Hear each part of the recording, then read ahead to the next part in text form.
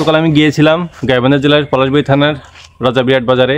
তো ওখানে যাওয়ার মূল উদ্দেশ্যটা হচ্ছে যে ওখানে রাজাবিরাট যে জমিদার বাড়িটা আছে এবং হচ্ছে ওখানকার যে সাঁতার পাড়াটা আছে ওই জায়গায় আমি দেখতে। আমরা তো ছোটোবেলা থেকে একটা জিনিস খুব দেখি যে এখনও দেখি যে সাঁওতালদের এই অধিকার নেই ওই অধিকার নেই, প্রত্যেকটা দিন মানববন্ধন, এই যে জমি বাজারটা করে এটা দেয় ওটা দেয় না। তো আমি সাঁতার পাড়ার মধ্যে ঢুকছিলাম। তো সাঁতার পাড়ার মধ্যে ঢোকার পর তাদের নানা অভিযোগ, এবং তাদের মূলত অভিযোগটা হচ্ছে যে এলাকার একজন স্থানীয় নেতা আছে, বিএনপি নেতা রফিকুল ইসলাম। তো তার বিরুদ্ধে অনেক অভিযোগ, তিনি নাকি সাঁওতালদের সমস্ত সম্পত্তি বাজেয়াপ্ত করেন, তাদেরকে নাকি নির্যাতন করে, তাদের বাসায় আগুন দেয়, আবার তাদের জমিতে পানি দিতে দেন, অর্থাৎ বিভিন্ন অভিযোগ।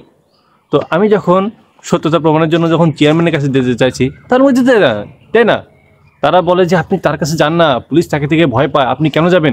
তো আমি সাঁতার পাড়ার মতো অনেকটা বাধার সম্মুখীন, যে আমি ভয় পাচ্ছিলাম যে আসলে আমি কী করবো, আমি তখন একা গেছি।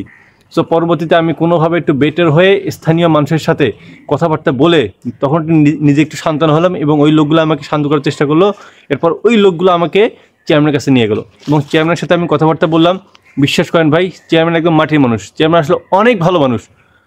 তো ওখানকার একটা দুজন মানুষ বললে হতো যে ঠিক আছে চেয়ারম্যান ভালো বা খারাপ, সেটা বিশ্বাস করা হতো। কিন্তু আপনি যখন দেখছেন যে স্থানীয় সব মানুষই একটা লোকের বিরুদ্ধে সবাই বলছে যে ঠিক আছে লোকটা ভালো, আপনি কি বলতে পারবেন যে লোকটা খারাপ?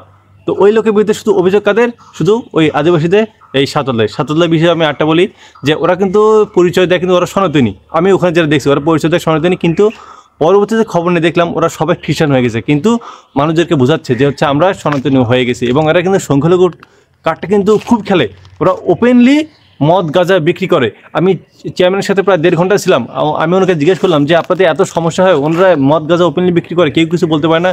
বলছে যে আমি প্রশাসনকে বলেছি যে আপনি অ্যাকশন নেন। প্রশাসন বলতেছে যে দেখুন আমরা এটা চাইলেও অ্যাকশন নিতে পারি না, এটা সংখ্যালঘু কার্ড খেলে, ওদের যদি কোনো কিছু হয়, উনি চেয়ারম্যান নিজে বলতেছে যে ওদেরকে যদি এটা থাপ্পড় মারেন, দেখবেন পরের দিন সকাল 8টার মধ্যে সমস্ত মানুষ মিডিয়া টিডিয়া নিয়ে এসে, এমনকি ওদের পাশে বিবিসি সিএনএনের মতো মানে বড় বড় টিভি চ্যানেলগুলো বড় বড় মানবাধিকার সংস্থার সাথে পরিচিত হয়ে যায়। আরে ভাই ওখানে গিয়ে আমি দেখতেছি ওরা মূর্খ, গণ্ডমূর্খ, ওদের পড়াশোনার লেভেল নেই। আমি ভাবতেছি কী রে ভাই, এরা গণ্ডমূর্খ, এরা কী করবে? আরে আমি তো স্থানীয় মানুষের সাথে কথা বলে অবাক যে এরা এত কাজ করে ফেলে এবং এদের তলে তলে এই পরিমাণ এরা শক্তি সঞ্চয় থাকে। তো এরা সংখ্যালঘু বা সংখ্যালঘু বলছে না, এরা সংখ্যায় কম। তো এই অবস্থা, স্থানীয় মানুষ কিন্তু ওদের বিরুদ্ধে কিচ্ছু করতে পারে না। স্থানীয় মানুষগুলো বলছে ভাই আমরা নিজেরাই ভয় থাকি, কখন কি হয়ে যায়। এই কয়েকদিন আগে হচ্ছে একটা মুসলিম ব্যক্তিকে তারা একদম হত্যা করলো, এবং চেয়ারম্যান শুধুমাত্র ঝামেলা যাতে না হয় এই জন্য এটার বিরুদ্ধে খুব মানে অ্যাকশন নেয়নি, বা উনি বলছে আচ্ছা ঠিক আছে হোক, তবুও যেন এলাকাটা যেন ভালো থাকে। তারপর তিনি ওই সাঁওতালদের বিরুদ্ধে কোনো অ্যাকশন নেয়নি, সাঁওতালদের বাঁচিয়েছে, কিন্তু তারপরেও ওই সাঁওতালরা চেয়ারম্যানের ওপর ক্ষোভ। আরে সাঁওতালদের জমিগুলো হচ্ছে ওদের পুরোপুরি ওদের বাপ দাদারা বিক্রি করে গেছে, এখন ওই সম্পত্তি একজন মানুষ টাকা দিয়ে কিনছে। এখন পরবর্তীতে ওনার ছেলেরা যদি এসে যে বলে যে এই সম্পত্তিগুলোর মধ্যে আমার ভাগ আছে, আপনি আমাকে দেন, আপনার নামে যে মামলা করে আপনি এটা সইবেন? বা আপনি টাকা দিয়ে কিনছেন, আপনি ওই জমিটা দেবেন? রেকর্ড করা জিনিস টাকা দিয়ে কিনছে, এখন জিনিস বিক্রি করছে আরেকজন। আর আরেকটা বিষয় বলি, সাঁওতালরা কিন্তু ছড়িয়ে ছিটিয়ে থাকে।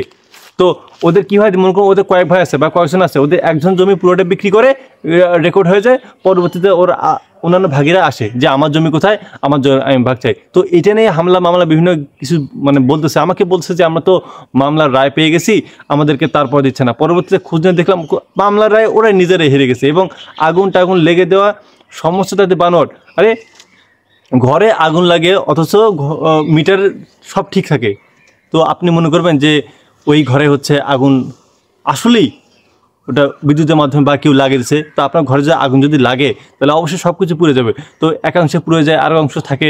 আবার এমন একটা জায়গায় আর আগুন লাগে নাটক করে যে মনে হয় যে আচ্ছা এই আগুন লাগে এখানে লাগলোটা কীভাবে, এটা তো অসম্ভব। তো এরকম বিভিন্ন ইস্যু আমি দেখলাম, এবং তারা মিথ্যাচার করতেছে। তো আমি একটা কথা বলতে চাই যে এই যে আপনার রাজাবিরাটের যে বর্তমান যে চেয়ারম্যান জনাব রফিকুল ইসলাম, উনি অনেক ভালো একজন মানুষ। এবং আচ্ছা ভাই, একটা মানুষ যদি খারাপ যদি হয়, তাহলে ওই লোকটাকে সাঁওতালরা মিথ্যা অভিযোগে জেল পর্যন্ত খাটাইছে, এবং খাটানোর পর ওই লোকটাকে জেল থেকে ছাড়ানোর জন্য এলাকা থেকে হাজার হাজার মানুষ ট্র্যাক নিয়ে মানববন্ধন করছে। লোকটা যে এতটা যে খারাপ হতো, তাহলে স্থানীয় লোকজন তার পিছিয়ে যেত, তাকে ছাড়াতে গিয়ে এত মানুষ মানববন্ধন করতো? করতো না।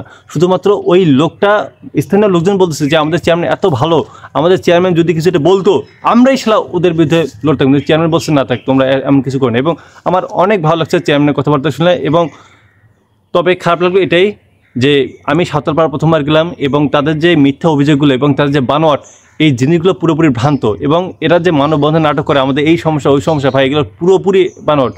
তো এই যে এইভাবে যে সংখ্যালঘু ট্রাম্প কার্ড খেলে এরা যে দেশকে অস্থিতিশীল করছে, এবং এরা কিন্তু বিদেশি আমেরিকা ইসরায়েলের কিন্তু এরা মিশনের সাথে, বড় বড় মিশনের সাথে এরা যুক্ত। স্থানীয়রা বলতেছে ওদেরকে আপনি একটা হাত দেন বা ওদেরকে কোনো কিছু বলেন ভাই, পরের দিনই তুলখালাম একটা অবস্থা। উনি স্থানীয় লোকজন বলছে ভাই এখানে যে কোনো চেয়ারম্যান সিডি যদি আসে ওরা বলে যে হচ্ছে আমরা কাউকে পাতা দিই না, আমরা কোনো বেল টেল দিই না। তো বুঝতে পারছেন যে আসলে এদের নৈতিক অবস্থা কতটা অবক্ষয়। যাই হোক, আমি একটা ডকুমেন্ট তৈরি করতেছি, আমি ডকুমেন্টের মাধ্যমে আস্তে আস্তে সব কিছু তৈরি করবো। তবে শুধু একটা কথা বলবো যে আপনারা একটু আশেপাশে খোঁজ রাখেন যে আপনাদের যারা সংখ্যালঘু ট্রাম্প কার্ড খেলতেছে তারা আসলে কি ট্রাম্প কার্ড খেলছে, আসলে কি অপরজন দোষী, কে ভালো, একটু যাচাবাজি করবেন। হুদাই ওরা মানববন্ধন করবে, ফেসবুকে লিখবেন যে হ্যাঁ এই সংখ্যালঘুরা ভালো নেই বা ওই লোকদের পাশে তা, ভাই এমনটা আর করবেন না। আগে দেখবেন ভালো কি খারাপ, তারপর গিয়ে ওই পাশে দাঁড়াবেন। এই সংখ্যালঘু ট্রাম্প কার্ড খেলে আর নাটক আমরা দেখতে চাই না।